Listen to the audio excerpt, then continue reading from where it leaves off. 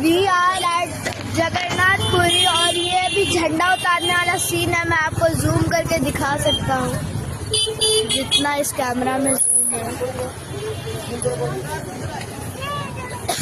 जय जगन्नाथ। बहुत प्यारा है ये जगन्नाथपुरी, जैसा आप देख सकते हैं। वहाँ पे भी झंडा उतारने वाला ये सीन है। मैं आपको यहाँ से दिखाता हूँ। अभी कोई आया नहीं है, लेकिन वहाँ पे झंडा उतरेगा।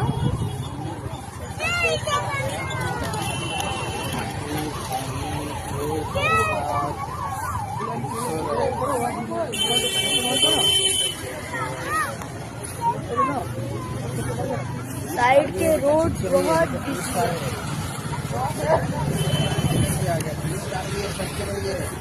अच्छा है। मुझे ये शहर बहुत अच्छा लगा क्योंकि